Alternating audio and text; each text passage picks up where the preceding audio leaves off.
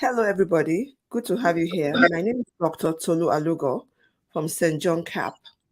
Remember, at St. John Cap, we empower youth mental health by providing education to parents, teachers, and other caregivers.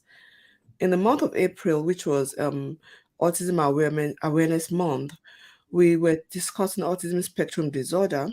And today, to wrap up that series, we have a very special guest with us. I'm going to get her to introduce herself. Because it's not a live broadcast today, you won't be able to ask questions. But if you get to watch this, please type hashtag replay in the comments and still type in your questions. I will get to them.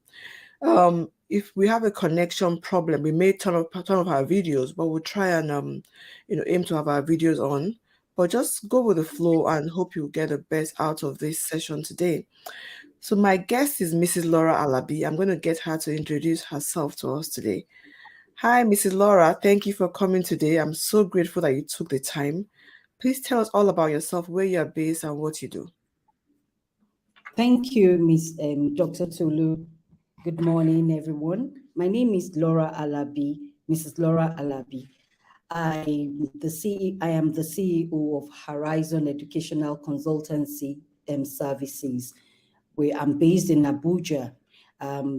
We set up special needs units for schools, making the schools to become an inclusive setting. We work with children with special needs. We train teachers to be able to work with children with special needs. Everything around school is what we deal with, because apart from special needs, we are also able to set up schools in the mainstream. Thank you. Great, that is fantastic. So for those viewers who are not based in Nigeria, Abuja is in Nigeria. So, from what you've said, I know you have a vast amount of experience in dealing with kids with special needs, particularly kids who have autism spectrum disorder. I'm just wondering, what are the challenges? What are some of the challenges that children on the autism spectrum face in the school setting, from your experience? Yeah, thank you. From my experience, a lot of the schools are not even aware that the children have one challenge or the other, because most of the time, the teachers are not even equipped to work with children with special needs. And so they are treating them like normal children. They want typical children. They want them to sit down in the mainstream setting for a prolonged period of time. And early intervention is also something that people are not aware of in our setting, in most of the schools' care. So most of the time you just find out that the children are agitated because there is no knowledge around for anybody to even work with them. So the challenges will be so much on the children part, because nobody is a lot of the teachers are not even well equipped to work with them. So it's a whole lot here, and you find out that some children are already in primary 5, primary 6, before people get to know that really there is something when they're just about to enter the secondary school. Some children, maybe by the time they are looking at their milestones in early years, they also find out that there is one thing or the other. They try to patch as much as possible, and you just find out that the gap is always there, and the gap, it widens. So what we do most of the time is to now open the eyes of the school, do a lot of sensitization to the school, educate them in working with children with special needs. Okay, great. We're still going to come to what you do, because that is going to be a real big part of our talk today. So from what I'm hearing you say, kids on the spectrum have challenges because they're under-recognized. They may have learning gaps. They may be agitated. I know that some of them may have sensory issues. So sometimes the mainstream classroom can just not be a very welcoming environment, where they're not understood, where their needs are not being met. That sounds like a very difficult situation. And you also mentioned that teachers may be unaware. But for those teachers who are aware that this child has a particular diagnosis, what kind of challenges would those teachers face in managing a child on the spectrum? What are the typical challenges? Okay, thank you.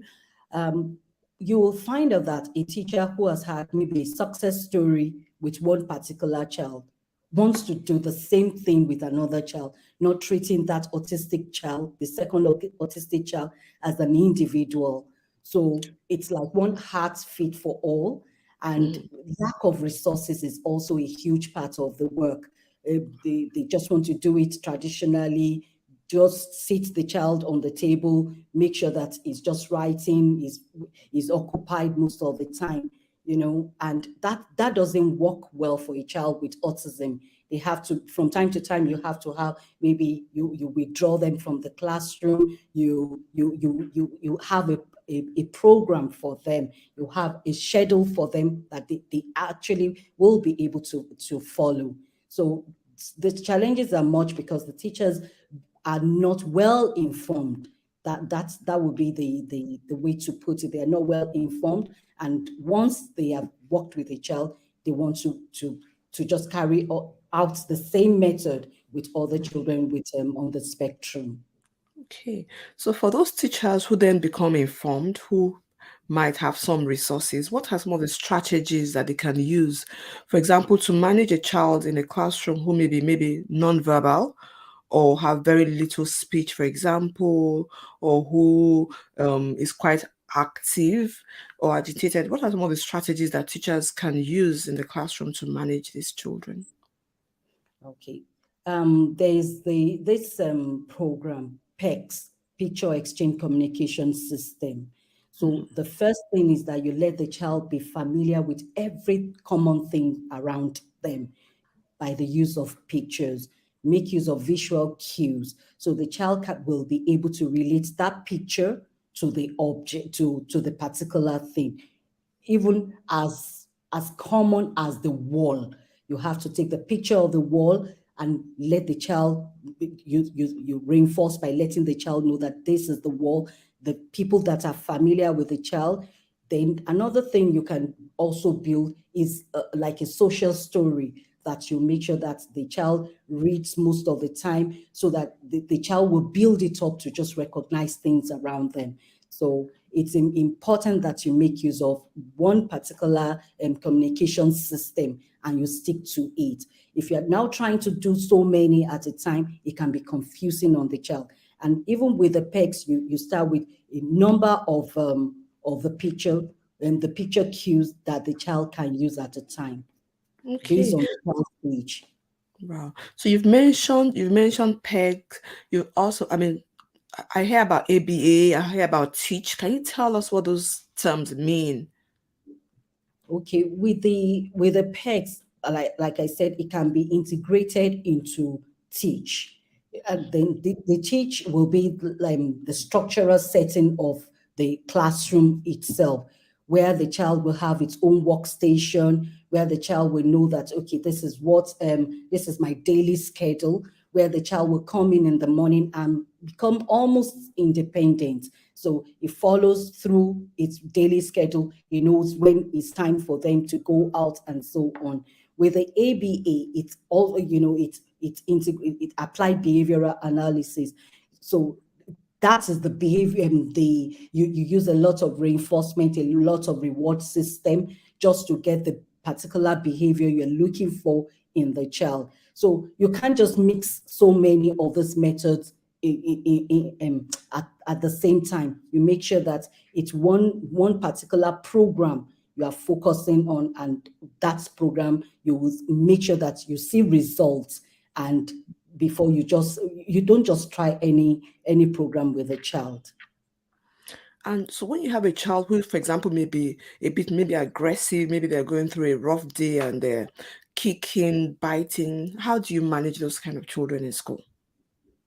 Okay, so when we come into a school, we do the setting up of the special needs units, where you have the classroom setting, where their workstations will be, and the sensory units. So we also have the sensory unit. It's a room that is padded with sensory lights, a lot of calming toys for them. So whenever we see a child is agitated, by the time you are working with a child, you will already know the signs of their triggers. You will know sometimes a child can have their trigger when they are sitting down for so long. Maybe they come in the morning, you can see that maybe the child had a bad night. So you, as the individual working with the child, you will be able to pick one or two signs. And for that, you can replan the child's program for that day. That child may be, you may take the child into the snoozling, which is the sensory room. As you know, for some time, you'll see that the child will unwind, the child will be able to calm down in the sensory unit. So it's very important that when you have a special needs setting in your school, to make it an inclusive setting, every resources that a child requires is there, because you can't just sit a child down in a corner and then there's nothing for them to even calm down when they have all this sensory processing disorder. Great. I like the fact that you mentioned, analysis of the child's behavior when you hear, because I mean, parents would bring a child to me and say, oh, they can't, school says we can't bring them to school any longer. They're having these outbursts, but nobody is trying to track what is the antecedent, what has triggered the behavior, what is the behavior, what happens after the behavior. So I think it's always important to remind, parents, teachers to remember to go through that process. So I'm glad you mentioned that. So in an ideal world setting, and I'll just say this because I know Miss Laura and we come back a long way from, from Ireland to Nigeria or, Canada and all of that. So I know you have experience in different settings, but in an ideal world setting, what should you have in a special needs class? What are the tools that you need to have? When money is not a problem. When money is not a problem. Yes. Okay. So in a special needs setting, it's a wide thing, because you can have children with speech impairment, you can have children with sensory needs, you can have children with fine motor skills need, you can have children who will have problem with their gross motor skills. So you now look at all the different categories where the children may be lacking in one thing or the other. So you get resources for children for their fine motor skills. Without getting resources for fine motor skills, the child might not even want to write. So you can get things like the peg and the peg boards, where they make patterns with that. You are making use of their pincer grip. This is, and they will be putting it there. Then you can make use of, when you're working with them when it comes to their speech. I didn't think I even mentioned that. You get so many resources on speech. Maybe the straws. It's a different type of straw that they use. They can have the pops that they will blow, just for them to make use of the muscles of their around their mouth. So you can for the gross motor skills, if a child is lacking in coordination and balancing, you get equipment to aid balancing as much as possible. There is a whole lot of resources. So when we're compiling it, we first look at the school, we look at the kind of needs that the children have, and we buy for them based on priority of the school, because you can't just buy. So there's so many things to buy. So we make sure that we touch the different categories. Okay, let's buy something for fine motor skill, for gross, for speech, for sensory. And for sensory, like I said, the child has to be first assessed. You can't just use one particular material because this child, it worked for this child, then you're going to use it for the next child. So sometimes you buy, we buy weighted blanket for some children. So it depends on the need of that child before we buy the weighted blanket. Also for sensory, we buy the sensory brush. We buy the sensory brush in the sensory units too, the calming light, all those things. Those are some of the little things that you can buy to equip your classroom for the autistic units. So apart from the tools, you've mentioned all the equipment. Are there particular personnel that you need to be in a special needs unit, for example? Yes, you need the special needs teachers. Some of the time I hear that people, some in Nigeria particularly, they call them therapists. But where we are coming from is special needs teachers. So we need teachers who are knowledgeable about working with children with autism. And so we need them. And from time to time, they have to be trained because new things evolve and new ways of approaching the work to comes into play. Great, great. So I know that sometimes you have some children who are on the autism spectrum, but they're still they can still go to a mainstream classroom. So what determines which child should be in a special needs classroom and which child can go into a mainstream classroom? And can a child sometimes even need both? Can't hear you. Oh, sorry. So I said, can you hear me now? Yes, it's just back up. Okay, so I said I'm wondering what determines which child goes into a special needs classroom versus a mainstream classroom. And are there children that need both? I've seen some children that they say, oh yeah, they're mainstream, but they go into special needs for maybe a few hours a day. So what helps us to determine where each child belongs? Thank you. So when you're practicing inclusion, that means that the child and everything that the child will require. Apologies, I think Mrs. Laura's internet just looks like it's gone off. So I'm hoping that she comes back in a few minutes. I'm just gonna just play some music in the meantime, and hopefully she'll be able to join us back in a few minutes.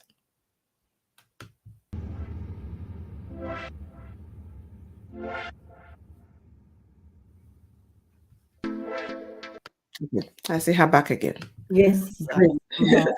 Okay, so you were talking about special needs versus mainstream. Okay, so ideally, all children should be in an inclusive setting where they are in the mainstream setting with all their necessary resources available for them in the mainstream stream setting.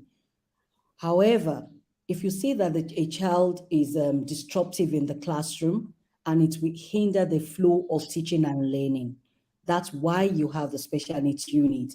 So the child can have a one-on-one tutoring. The child can have access to the this sensory units as much as possible. But by the time you have worked with a child for a period of time and the child has settled into a school setting, you need to now start bringing the child from time to time into the mainstream, because at the end, the essence of the main thing is that we are working towards the child becoming as independent as possible. And it will be for us to work with them and make them to be able to work in an ideal setting. They are not going to be in a special needs setting all the time. So we integrate them as much as possible into the mainstream setting. So even if it's just soft subjects like art, music, and so on that they can do with their peers, we should make sure that we bring them into the main setting. So we advocate in Herizon as much as possible for an inclusive setting. So because the segregated classroom, it's not what we focus on. Thank you. Great. So just a few more questions before we wrap up. What is the role of parents in helping these children succeed in the school setting? The first thing is for parents to even recognize that their children have a need. Most of the time, what we face majorly in Nigeria is a high level of denial. Parents deny until a later time when you now see that the gap is so widened, is so obvious that their children are not achieving so much. So once school indicates and let the parent know that there's a gap, it will be nice for parents to even ask for the child to be assessed. So the major thing we are crying out loud for in Nigeria will be parents to work hand in hand with the school and to know that assessing a child does not mean labeling. because at the end of the day, the child will be helped early enough, because early intervention is what we are advocating for from parents. Yes, and apart from that, we will like parents to also cooperate with the teachers, to ask questions, and to practice whatever the child is carried out in school, because children can behave in different settings. You'll be telling them that the child is super, is able to sit down in the school setting, and the parents say, oh, he's all over the place. And that's because you are not doing the same thing as the school is doing. So, and that's one of the things that the ABA will incorporate, that whatever we are doing in one setting, it has to be adopted in the other setting, and everyone has to play their own part. So that's what we encourage parents to do. Okay, fantastic. Thank you so much. This has been so informative. So as we wrap up, I want you to tell us a bit more about your services. What kind of things do you provide, and where can people find you if they need to contact you? Okay, thank you. So first of all, thank you, Dr. Tolu. We are located at 24 ABU Brains and Amas, Galadimawa, and we focus on setting up special needs unit for schools so that all schools will become an inclusive setting. We do educational evaluation so that little things like this can be picked on, and before they even go for clinical assessments. Also, apart from that, we train teachers and we equip the school as much as possible to become an inclusive setting. We recruit teachers, special needs teachers for school, and then we train them. And the general overseeing of the special needs unit in the school is what we practice and we do. And do you go outside of Abuja? Do you go to other cities in Nigeria, or is it just Abuja? Oh, yes, we actually have a school we're setting up at Skuma here at the moment, and it's an inclusive setting too. We also have clients in Delta State. And from time to time, I've gone outside Abuja to Lagos. Some of the schools in Lagos, we have gone there for training and for setup. So yes, we move around. We are still in Nigeria, but we move around in Nigeria. Great. Fantastic. Thank you so much. So as we wrap up, I've already put your contact details on the screen for anybody who wants to contact you. As we wrap up, is there any last words you have for parents or teachers out there who may be dealing with a child on the autism spectrum? Yeah. So let me say for teachers, because I'm number one, a teacher. If teachers are interested in working with children with autism, they can contact us. We have numerous trainings we can do to equip them. And for parents, we'll say we want parents to be on board with the school. Nobody is going to label a child. Early intervention is very important. And the moment we start seeing the red flags, it's good enough for parents to cooperate and not be in denial, so that these children can thrive in the society, and they can grow, and they will be able to optimize their own potential too in life. So that's what I will want to say to our parents and our teachers. Thank you. Great. Thank you so much. I mean, I like the things you've highlighted: early intervention, early recognition, people working together, so parents and teachers communicating, everybody being on the same page, and all those things are ingredients to help the children that we know who are on the autism spectrum to thrive. Thank you very much. I'm so grateful that you've taken the time today. This has been very informative, and hopefully we can bring you back again to discuss about other areas of special needs apart from autism spectrum disorder. For our viewers, thank you for being with us. And like I said, comment #replay, type in your questions, we'll try and address them, and we'll see you again soon. Bye-bye. Bye.